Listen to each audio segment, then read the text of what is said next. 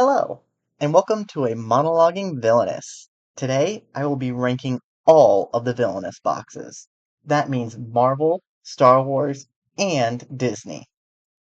Now, before we really get into it, what makes a good box? First of all, the design of the characters. Now, notably, this is not a character tier list. This is a box as a whole. So for a box as a whole, you also want to have different playstyles. You don't want to have the same character 2, 3, 6 times. You want to have some variety. Maybe a fast character that gets set back easily by fates, and a slower character that isn't really bothered by fates as much. You also want your characters to have a similar power level, so that it's not obvious from the moment you take out the box which character is going to win, or it just becomes a race to get to that character. Then lastly, fun. And this is probably the most subjective criteria on this list, but this is why it's my list. If you have your own, please let me know down below in the comments. And let's get right into, guess we should talk about the differences in the systems first. Disney is your really standard. This is what the whole villainous system was started on. And I find Disney to be best in 1v1s. It can work in groups, but I really love 1v1s, especially the competitive scene. Marvel has a few differences from Disney, notably the single fate deck. It also allows move actions, called relocate actions, to move from one location to a realm, or in this case, domain, to any other location in the domain, and sometimes beyond it. It also introduces specialties, which I think are a very fun mechanic, and it really is only good in multiplayer, which is why I have it placed below Disney. But it is very fun in multiplayer in ways that Disney Villainous just isn't, because all of the interaction in Marvel really does make for some memorable games. And then, lastly, Star Wars, I think, is the weakest of the three systems. I don't think it does the 1v1s as good as Disney, and I don't think it does the multiplayer as good as Marvel, so that's why it is down here. Star Wars Villainous, you have Ambition, another form of currency. You have a weird revealing rule where revealed cards get shuffled into the deck with the discard pile. It keeps the same maneuvering rules as the relocating, but I think that's pretty fine. And it also has vehicles, which I think are okay when they stick to the rules they put out for themselves. But sometimes they don't, and we'll get into that a little later. Alright, time to move on to the first box on our list, coming in at 18th place, Introduction to Evil. Yeah, we probably all saw this coming. I'm going to make a whole video as to why I don't like this box, but for right now, I really don't like how they handled Maleficent, one of my previous favorite characters, to be so reliant on her allies. I think they made Hook way too good, especially not having to have to find the map and do the quest that comes along with it. But I do want to give credit. I do think Ursula was a pretty massive improvement, and I do think that for that reason alone, it's worth at least considering when getting a box. Now, moving on to a box with original characters, not remakes.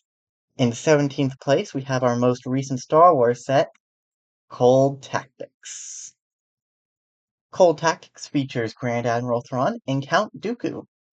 I am partial to the Grand Admiral Thrawn myself, but I really need to play more Count Dooku as well. He is pretty interesting. Now, there are some good things in this box. Notably, they are very balanced. Whenever I play games between these two, I find the games to be pretty close on both sides.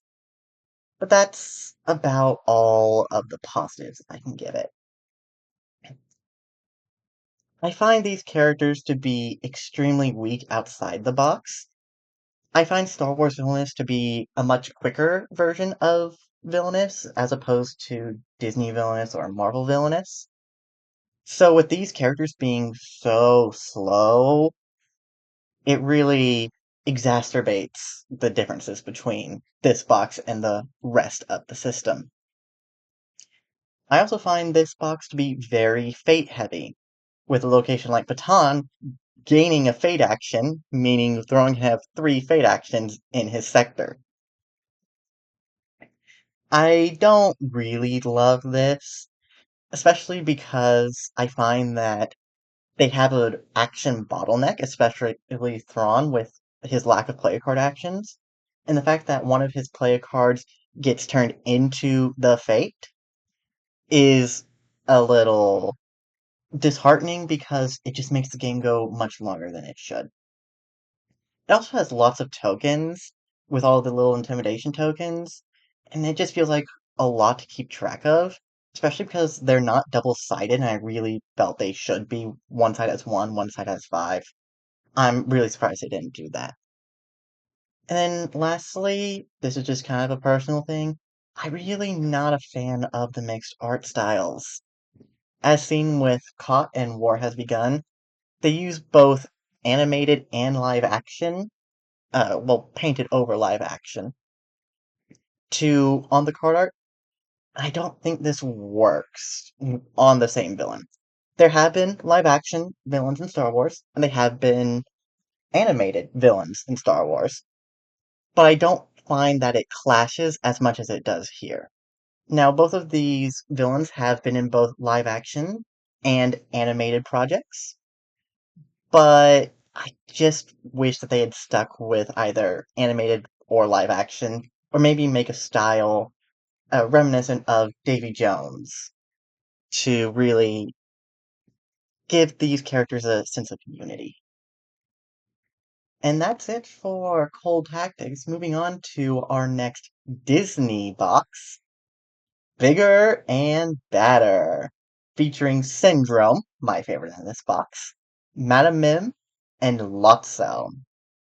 Starting off with some of our positives, these are our first Pixar wraps, and it is extremely cool to have Pixar in Disney Villainous, and this really has set off a wave of speculation of could TV villains be next? I hope so.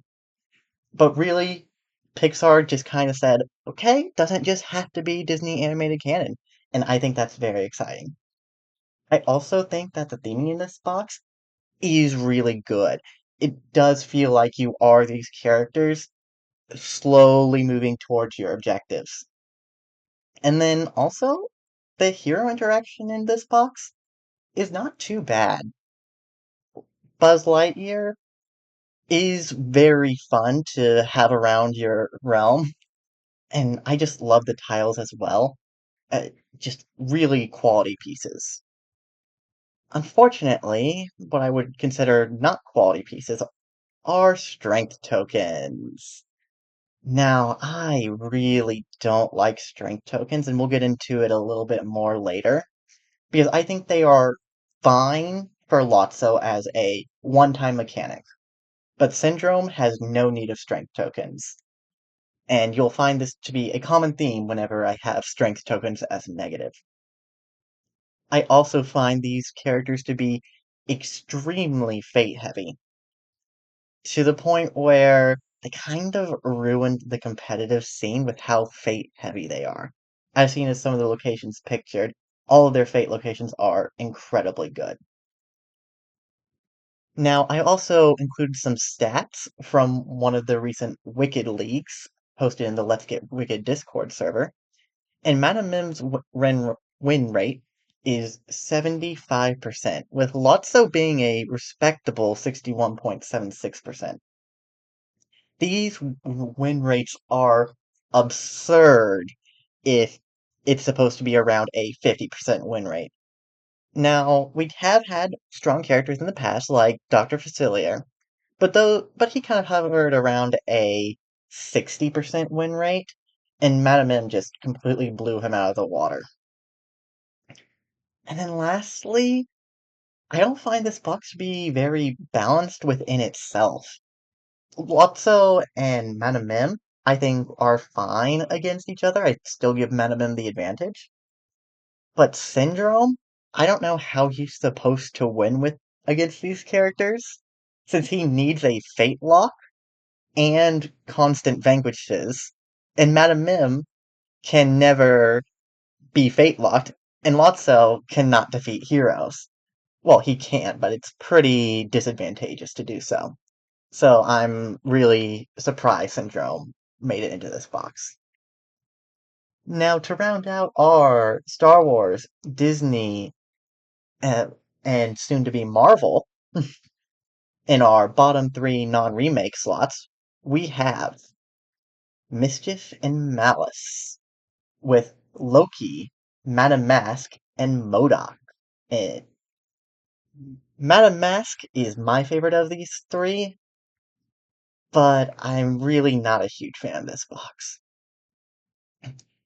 On the good side, we have interactivity for every character, and some very fun forms as well. I want to give a special shout out to I Did What, When, where you get to place a card inside the game box. Now, I love removing things from the game and not just Villainous, but any board game. I think it feels so satisfying to be like, okay, we're done. We don't need to use this anymore.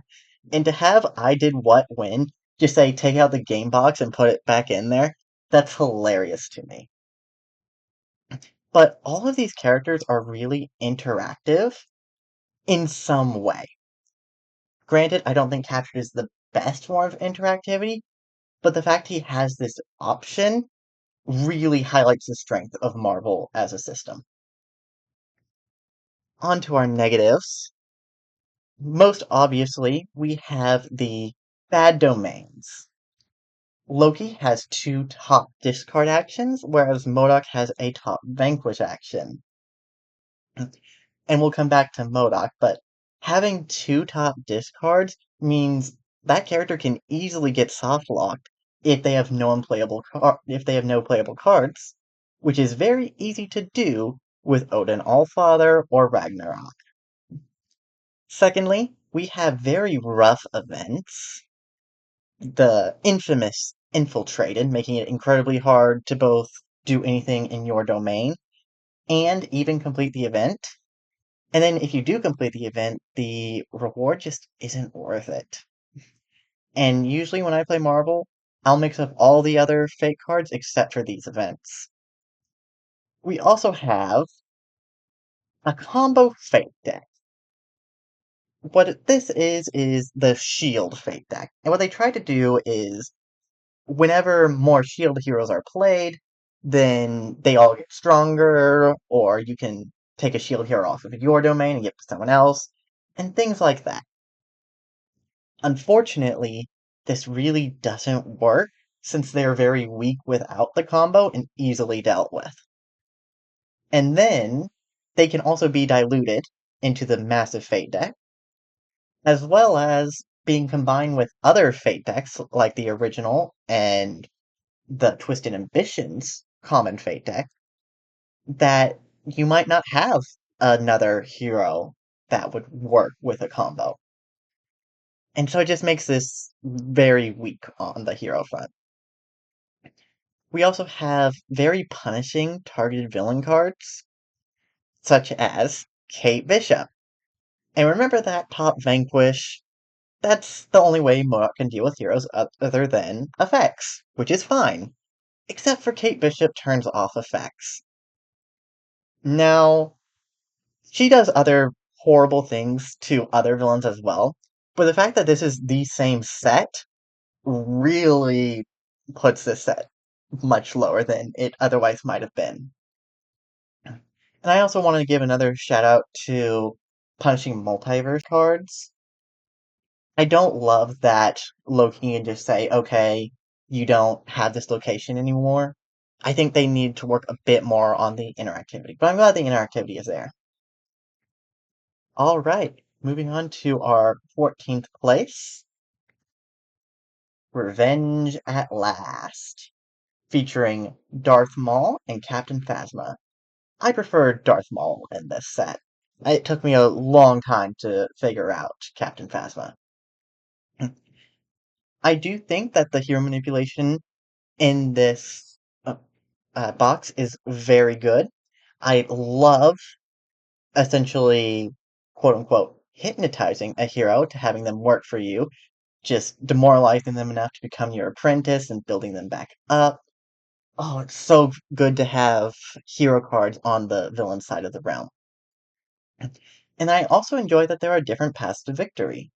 There are so many stormtroopers for Phasma to use, and Maul has three, really, heroes that he can seduce to become his apprentice. Yes, I know Obi-Wan can count, but it's not really practical. But I really do enjoy those feelings. What I don't enjoy is how much waiting there is in this set. Phasma really needs heroes to promote her stormtroopers and her stormtroopers. And then it's just easily undone with undercover agents. Really just increasing the time of this already pretty long game. Because Villainous is not known for its quick games, but any way we can reduce that time, I think is a positive. Darth Maul is also waiting all deck for his Night Brother, and then he's just waiting for heroes for You Mean My Apprentice. And it just really doesn't feel great to not really be doing anything other than wait, fate, move, fate. Oh, you played the hero, I can now play my card. I'm not a huge fan of that. And lastly, Phasma also breaks the two vehicle rule. I'm not a huge fan of them breaking the mold on vehicles because it interacts with the hand size mechanic. I think having multiple copies of conditions, more or less, is fine, but I really think they should have stuck with the two vehicles per villain rule, especially because so many have two vehicles and can be reduced to two hand size. Moving on to our next Disney set in 13th place, Despicable Plots, featuring Gaston, Lady Tremaine, and Horn King. I prefer Lady Tremaine in this set. It really clicked for me in competitive. Now, this is the set where it would start making sense for me to bring them if someone said, "Hey, Zlay, could you bring Villainous over for our game night?" I would bring these sets and above to game night, and I'd feel pretty good about it. Unfortunately, this is not the best showcase of Villainous, but it's still good enough to make the cut. Now, notably, this is Ravensburger's first Villainous set after the takeover, and I think they did a fine job. So let's get into it. They do have very unique gameplay styles. Gaston being more of that push and pull, I do this and then it gets undone, and you kind of have to really rush your way to victory. Tremaine is all about controlling her fate deck, and it really makes a very interesting experience, unlike any other villain in the game. And Corn King has a relic tile, which I also think is very cool. So I really do appreciate all of these new ideas that they came in with, especially uh, Lady Tremaine, as I stated, was my favorite. So I don't think this set is without merit. However, I do find games of this set to be pretty one-sided. Tremaine really can run away in 1v1s just because of that fate deck control. And because this is Ravensburger's first set, there are strange wordings and there were some ruling confusions. So I wish that it was a little better, but it doesn't really bother me because it's still mostly clear about what is supposed to be happening. 12th place. Power of the Dark Side. The first Star Wars set. This set features Darth Vader, Kylo Ren, General Grievous, Asajj Ventress, and Moff Gideon, with my favorite being Asajj Ventress. I think this was a pretty good Star Wars set to start off with. You have characters from all corners of the Star Wars universe, from TV shows to movies, from live action to animated. So I think this was a pretty good start. I think the theming in this set is also incredibly strong. I love that everyone has two vehicles, and everyone had a fate card called May the Force Be With You, which did something different depending on the hero. Now, I wish that they had just kept this for later sets, but that's not this set's fault. I also feel like fating isn't too bad in this set. Rey is the worst fate card, but even she can be undone in 6 turns and win the game with Supreme Leader Snoke. In Star Wars as a whole, fating isn't really too much of a hindrance as much as it is an annoyance. And I think this set did a pretty good job of setting that up. However, there is a bit of a power imbalance. I do find that Grievous and Moff Gideon are extremely good, while some of the other characters are a little bit on the volatile side. I also find some of these characters to be extremely tough to play against.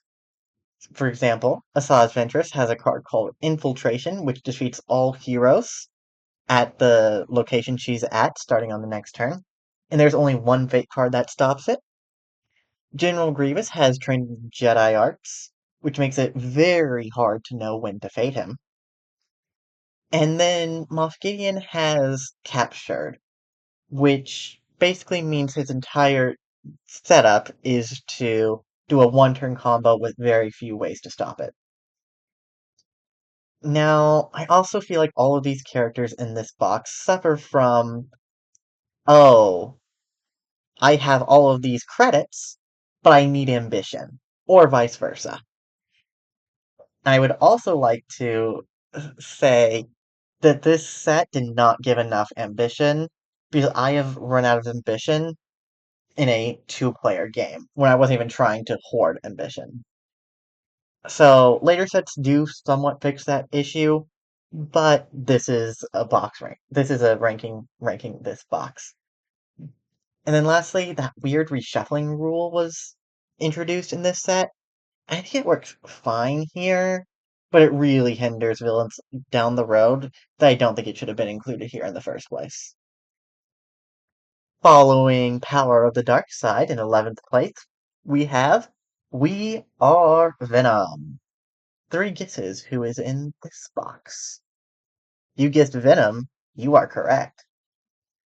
I think Venom's mover is absolutely amazing. I think the quality for this box, as the components, are pretty good. And Venom as a character, I think is a very worthy addition to the Marvel lineup. It has very satisfying combos you can uh, perform. So you can just lower Spider-Man's strength by 4, which is his objective to lower it to 0. And getting 4 done at once feels really good. He also has very interesting interactions, especially with the table dynamics in the multiplayer of Marvel. For example, the last thing you'll see, getting rid of a hero in any domain can give you a temporary alliance if you so need it. You also have It's Me, Eddie, to relocate any hero from any domain into yours, and that also creates for very interesting interactions.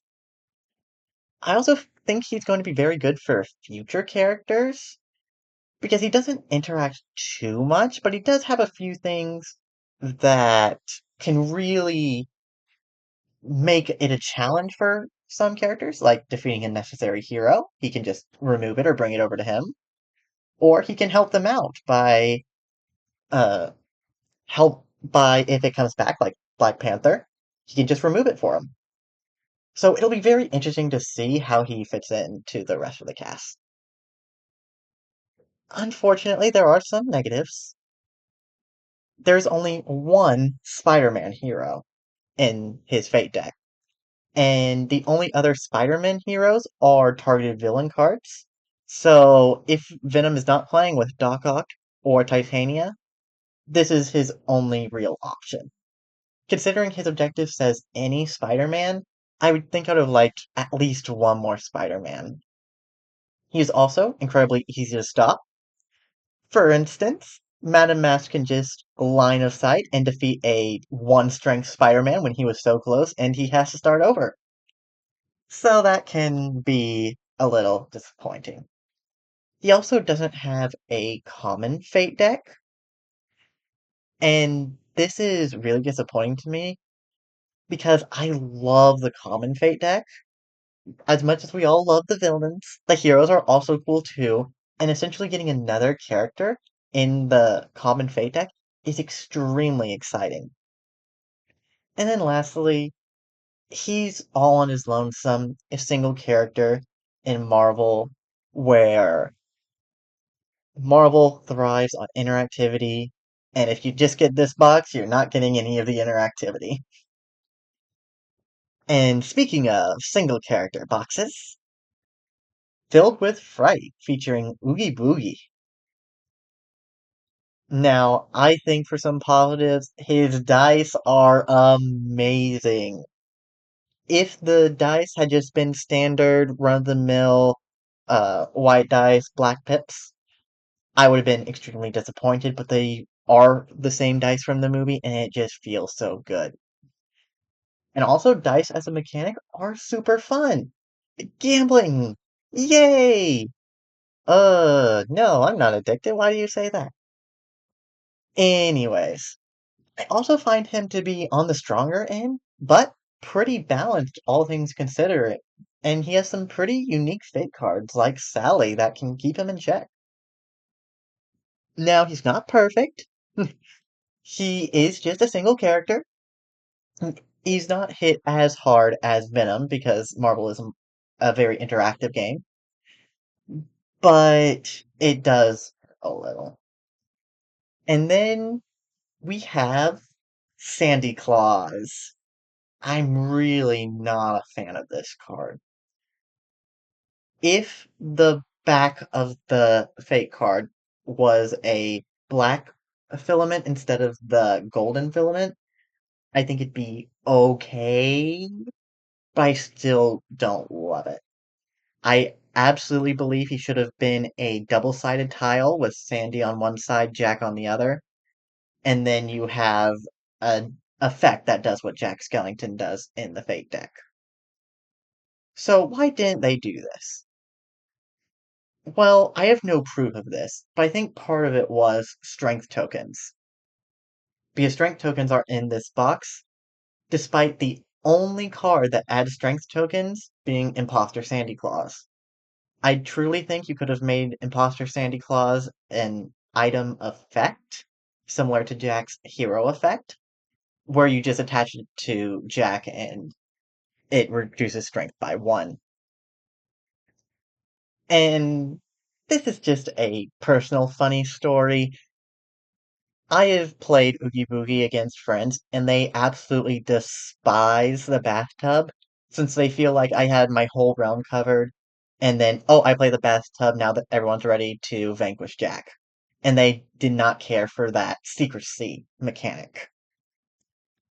But overall, I am very satisfied with Oogie and his gambling. What? Anyways, coming in at ninth place, we have Scum and Villainy, the final Star Wars set on this list. Yes, unfortunately, it only ranked to ninth place. Now, I grew up on Rebels, so I was so happy to see Rebels finally included in this game. And that's probably why I like Seven Sister so much, my villain of choice. I don't absolutely love this box, but I do really appreciate the care that was put into it. Now, on top of the theming for Rebels, the combos you can do are extremely satisfying, with Boba Fett's Fire Spray giving a play ambition and action of your choice. Very handy for some pretty insane plays. You also have Well Hello there, and to the Now It's My Turn to just instantly get a fifth of your objective done. Very satisfying to pull out. Now, we also have some problems to talk about, some of which are directly related to the positives. First of all, the power imbalance in this box is a little out there. Seventh Sister is very much a weaker character, whereas Cad Bane and Boba Fett I would consider top tiers. We have that strange reshuffling rule that really hurts Seventh Sister. Uh, if that rule did not exist, I think Seventh Sister would be fine, but since it does, it really does impact her a lot. I also feel like some of these strategies were unintended, such as I hunt bounties, just completing a fourth of your objective is kind of insane, and also getting the reward. Pretty nuts. And the well hello there, and now it's my turn is a fun combo. It is unfortunately repeatable 5 times, and it really trivializes the vanquishing aspect of Cad's character. And this was the first real expansion to the Star Wars set, and they did break from some traditions and not to its benefit. We have one vehicle, which does protect Boba Fett from the hand size decrease, and then also we stopped the May the Force be with you fake cards, which is a shame. I really did like those. And now we're gonna get to number 8, the one that started it all. The worst takes it all. Featuring Maleficent, Ursula, Prince John, Captain Hook, Jafar, and Queen of Hearts. The original set. My favorite being Maleficent, and even being my number 3 favorite overall. This box is an amazing way to start your villainous collection. It has 6 characters, so you're bound to find someone you enjoy. It's great for beginners. There's no special setups, there's no insane tokens other than the lock tokens, which is very understandable to a board game novice. And this really set a high standard for what's to come. Now, it also had the Power Cauldron, which I absolutely adore. It really does just add that little bit of evilness, like, ooh, I'm drawing from the cauldron. It just feels so nice. It is not without its faults, though. There were some growing pains. Ursula was rough. They didn't really fully know how to make a villain that wasn't reliant on the vanquish mechanic yet. And I think it shows here a little bit. But she still works a little bit, and she does have her place. But there's also the 4 strength conditions, such as Malice, which care about heroes with 4 strength, and was changed in Introduction to Evil to 3 strength to fit with the rest of the boxes. We also have fate conditions, where you take a card from the top of the fate deck and play it on the player. These would be fine if you didn't interrupt their turn and prevent them from taking the top actions from that turn that they were expecting to make. And it just creates some frustrations, which I'm glad that they have not since repeated. Now we're going to move on to my first expansion, featuring Scar, Radigan, and my favorite, Yzma.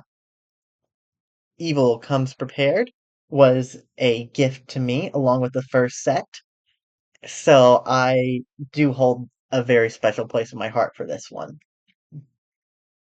I think this box is extremely innovative and really builds off the previous boxes.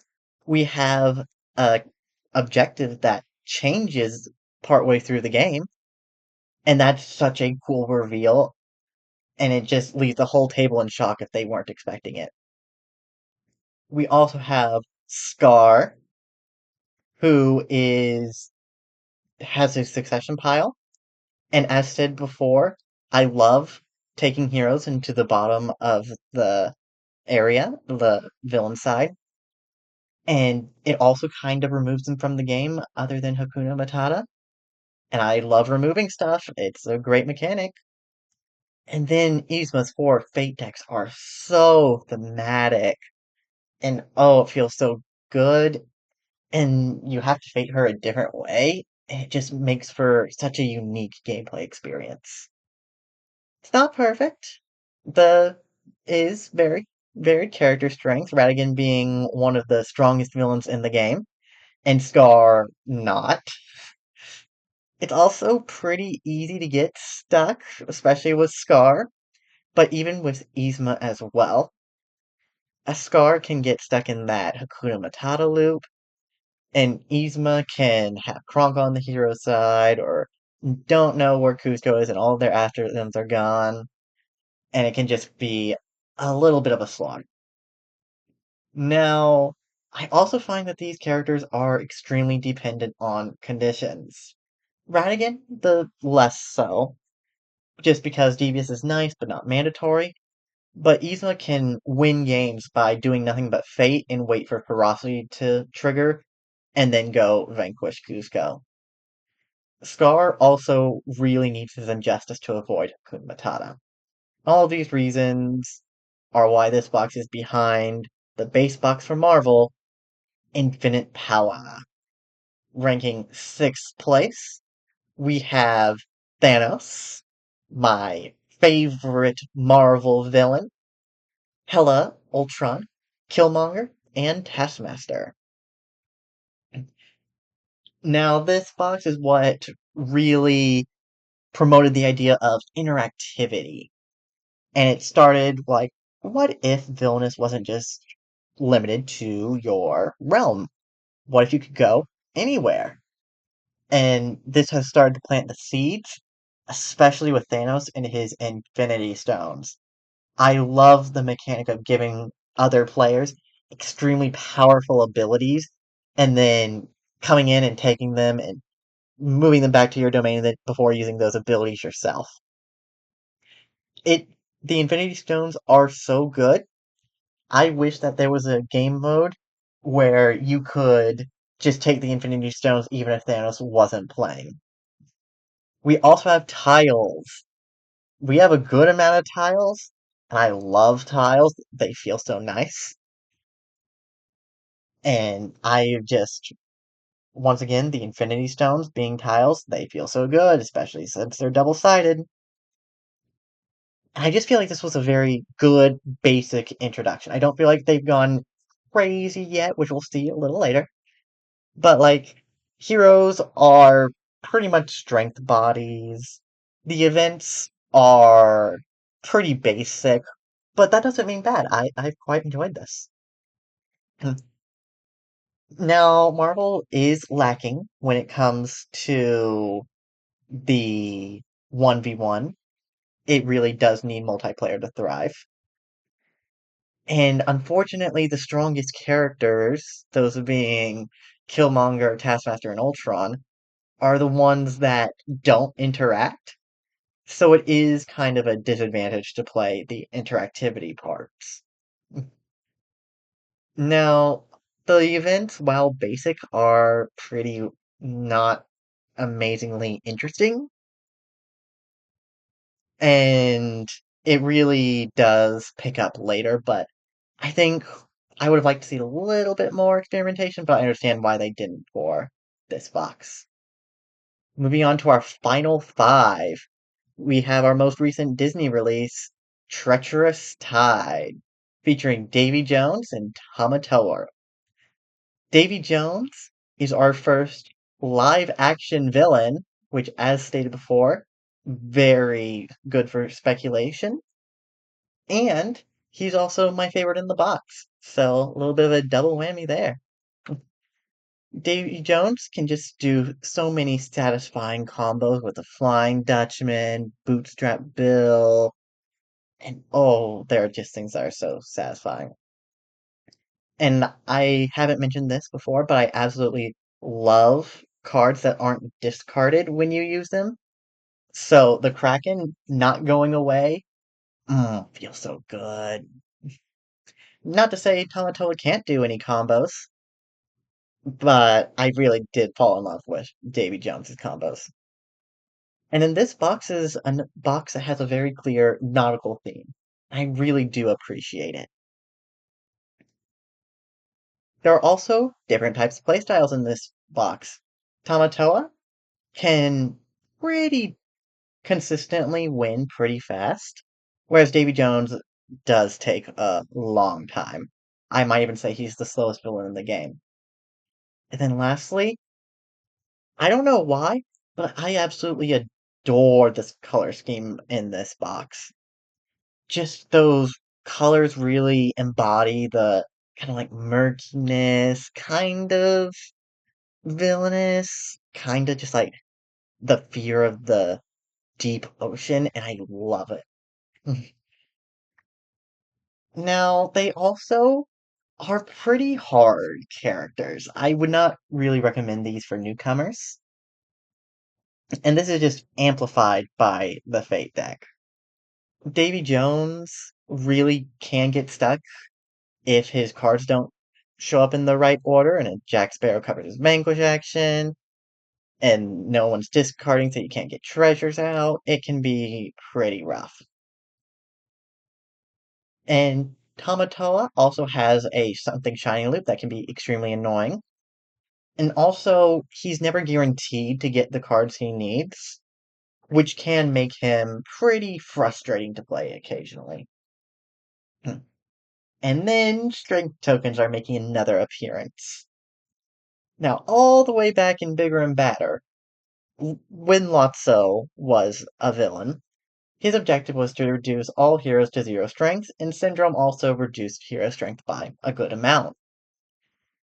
Now, there's really no reason for us to still be getting the same strength token set as those characters when there's only one singular card in either of these characters' decks that reduces strength. Really, they should make new strength token sets for each box, and it really shows here that there is not enough strength tokens to consistently give plus ones to everyone that needs it. Moving on to number 4, Wicked to the Core, featuring Evil Queen, Dr. Facilier, and Hades. My favorite being the Evil Queen. I think this is an incredibly strong follow-up to the original box. A lot of the game mechanics have been fixed. The conditions have gone down to 3 strength.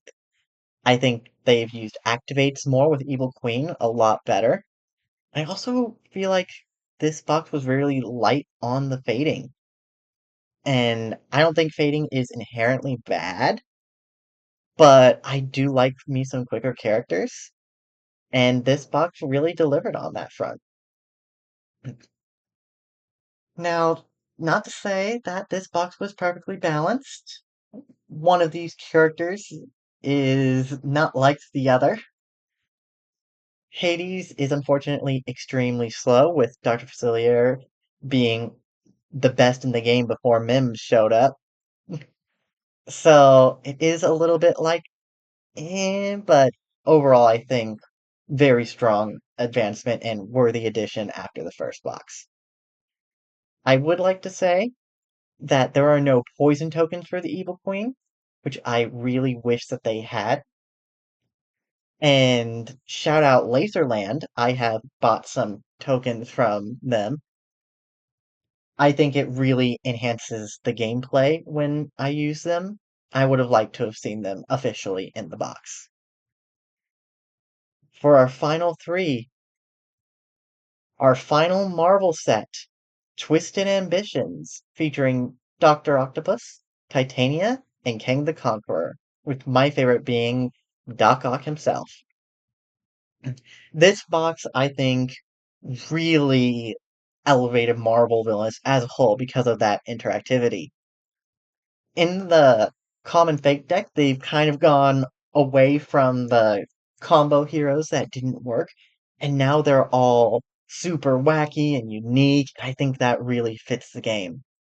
I think the events also, now they're above just the basic only take 3 cards. Oh, you won, now get up to 3. Now there are more unique abilities on both the restriction and the reward. And also, they've changed it to that you get the reward based on the number of allies you send, which I think is an amazing change. And lastly, all of these villains are interactive in some way. And I do appreciate that. This is Marvel Villains. We should be having interactivity. Now, it also really came down to one location as to why I have one problem with this box, and it's just this one location, 31st Century Earth. Kang as a whole is a pretty easy character. With him, all you have to do is when a variant shows up in another person's domain, you have to play a card and then activate it. And Marvel as a whole doesn't have is pretty lax on the lack of setbacks, but it really rears its head against Kang since he only has two, neither of which unconquers a location. And then all he has to do is not be at this location and then move there on his turn. And that's it. And it really is just that easy to have 1/4 of your objective done, just like that. If I were to make any change, I would just move that player activate to that top row. I'd also make it so he'd have to conquer all 4 locations in a 2-player game, even though you should not be playing Marvel with 2-player. You should have to conquer 3 locations in a 3-player game in each domain, and then 2 locations in each domain in a 4-player game. But other than that, I really was impressed with Twisted Ambitions, and it really makes me hope that we get to see more Marvel Villainous in the future. Number 2, second place. Give yourself a medal. Sugar and Spite. King Candy and Shere Khan. I absolutely adore King Candy. He is now my second favorite villain in the entire Disney Villainous system. Now, these realms are absolutely amazing. King Candy with his racetrack realm, so unique, and I feel like this very easily could not have worked, but it does, and I am absolutely in love with it. I also feel like these are very purposeful designs. Vanellope von Schweetz and Mowgli do not say you do not have to play them in a Fate action. However, every other card in the Fate deck is built in such a way that you don't have to play them. I think that is absolutely genius. You also have Shere Khan's realm having 3 locations at the bottom at many locations, which would be very strong in another villain's domain or realm, sorry. But it really does make sense for him since he has those fire tokens. There are also 2 very different playstyles in this box. King Candy being the villain that slow, but will get to his objective eventually, and then the race is so fun. Versus Shere Khan, who is probably the fastest villain in the game, but also the villain most set back by fates. So it's a very interesting dynamic between those two. And also, I just want to shout out these Vanellope and Fire tokens. It makes sense why we have these tokens. I just wish we had them for poison and another currency we'll see in a little bit. Now, my only gripe with this box is that it's really not meant for beginners. I would not recommend these characters for someone who hasn't played the game. King Candy is just so weird and really doesn't make intuitive sense until you play them a couple of times for someone who is unfamiliar with the game. There are a couple clarifications needed. I wish the hero medal was in the villain guide, and it I do sometimes have to say to my friends when we play, "Oh, you can play He's My Friend," for example, to this location since I choose a location and not the heroes. And then also triple fating. I just with the fate at Council Rock covered, Shere Khan can triple fate, and I just disagree with this ruling. I understand why some villains have double fates, but the fact that this can triple fate, I don't love. But other than that, what an amazing box. And I really hope we see more of this from Ravensburger in the future. And Treacherous Tides, the most recent box, while a little lower, still very good. I have all the faith in Ravensburger to continue their good work. Now, there's only one box left, and if you've been keeping track, you probably know what this is. Perfectly Wretched. It really couldn't be anything else. It has Cruel de Vil, Mother Gothel, and my absolute favorite character, Pete. And wow, what a box this was. This was also the box where I started really getting into the villainous community, so it also has that nostalgia factor for me, and that also gives it a pretty nice boost. Mm. Perfectly Wretched has so many unique games. Pete especially, there are 125 possible combinations of those gold tokens, and whenever you play a box within each other, this box is a very similar power level, and all of their win rates are very close. You also have the conditions that all trigger with each other. All of them have a movement condition. And so, with all of them moving around, you constantly get condition triggers, which is very fun. You've got different paths to victory. You never know when those puppy tokens, where they're going to go. You never know which of the 125 possible peak games you're going to have. And then Mother Gothel is just so adaptable to her deck order. It does make every single game unique. Then also, I felt like all the tokens in this box, very high quality. No real gripes about those. Well, there is one. The trust tokens. I wish we had official trust tokens. If we have a new currency, I do feel like they should give the appropriate token for it. But shout out LaserLand. I absolutely love what they've done with it. I will say this box is another box that isn't really made for beginners. You can be pretty stuck with only two allies as Corella. Rapunzel can be all the way over at Corona with no way to bring her back. So you definitely want to make sure that everyone kind of knows what they're doing. But not so much that I would discourage someone from playing it if that is what they really wanted to do. I also feel like these are the weakest box as a whole when you compare it to the other boxes. On screen are some win rates from Wicked League. So yeah, they aren't really made for competitive, but when they go up against each other, you're gonna have a good time.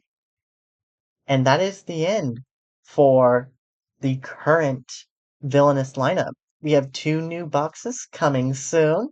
I'm very excited for the Sanderson sisters, Hans and Ernesto de la Cruz, with Hans being the one I'm probably most excited for.